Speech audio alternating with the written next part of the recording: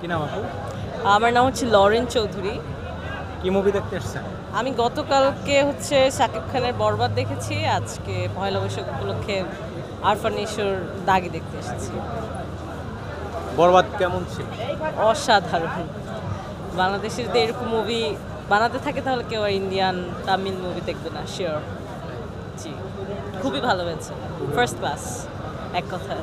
মানে আপনার টাকা উসুল উসুল পুরাই, যার কারণে আর একবারও চিন্তা করি নাই যে আমরা দাগি দেখবো কি দেখবো না, এই জন্যই খুবই খুবই খুশি।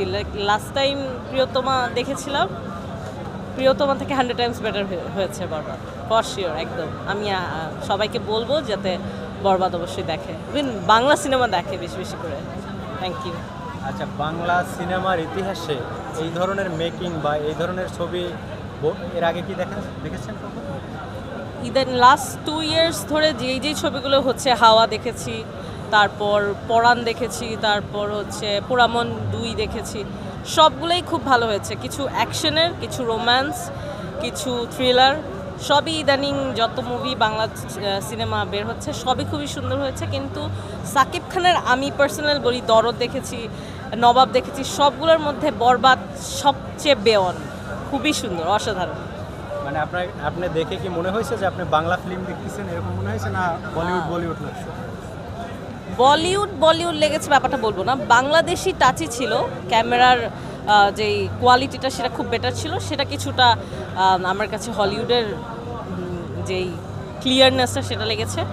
আর এছাড়া স্টোরি বাংলাদেশি ছিল, কি সব কিছু তো আসলে যদি ইন্ডিয়ান বলিউডের নকল হয় তাহলে তো সেটা আর দেখে ভালো লাগবে না। বাট আমার কাছে মনে হচ্ছে বাংলাদেশিই ছিল, বাংলাদেশি টাচ ছিল, বাংলাদেশি প্লেসগুলো ছিল, বাইরের দেশে যায়নি, বাংলাদেশের বিশেষ বিশেষ যে নিদর্শনগুলো ছিল সেগুলো ছিল।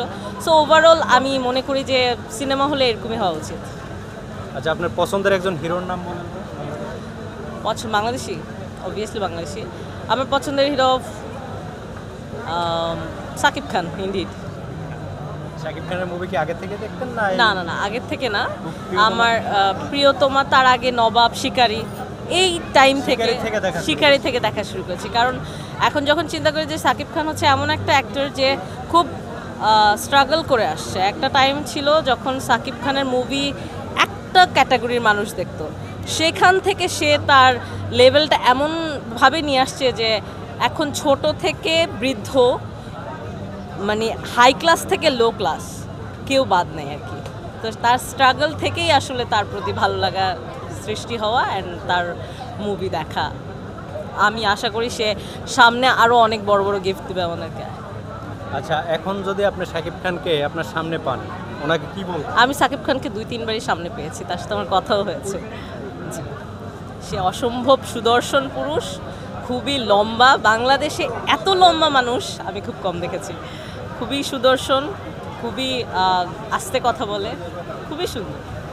আচ্ছা, এই বরবাদ মুভিটা দেখে যে যারা বের হচ্ছে বেশিরভাগ মেয়েরা বলতেছে এখানে যে লুকটা দেওয়া হয়েছে তাকে, মেয়েরা প্রেমে পড়ে যাচ্ছে। আসলে কি প্রেমে পড়ার মতো লুক এই মুভিতে? আমি যখন গতকালকে দেখেছিলাম আমি শুধু একটা কথাই বলেছি, সেটা হচ্ছে বলিউডের রণবীর কাপুর কি, ওনাকে তো অসম্ভব সুন্দর লাগছিল। মানে এই যে লাস্ট টাইম মোস্ট প্রবাবলি বলিউডে একটা সিনেমা ছিল অ্যানিমেল, সো ওইখানে রণবীর কাপুরের লুক দেখে অনেক মেয়েরাই, বাংলাদেশে অনেক মেয়েরাই খুব পছন্দ করেছে। তারপর তো আসলো হচ্ছে কিছুদিন আগেই কি জানি একটা মুভি আসলো,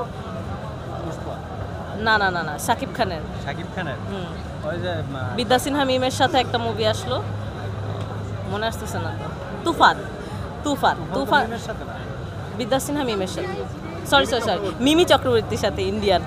তো তার সাথে আসলো, সেখানে তার লুকটা ছিল অন্যরকম, এখানের লুকটা আরও অন্যরকম। তার বয়স কোনোভাবে বোঝা যাওয়ার উপায় নাই, এমন একটা অবস্থা। তার হেয়ার কাট, তার স্টাইল, এভরিথিং ইজ পারফেক্ট একদম। ওকে, ধন্যবাদ থ্যাংক ইউ আপু। আমি এটা কাইটে দেন, আমি যার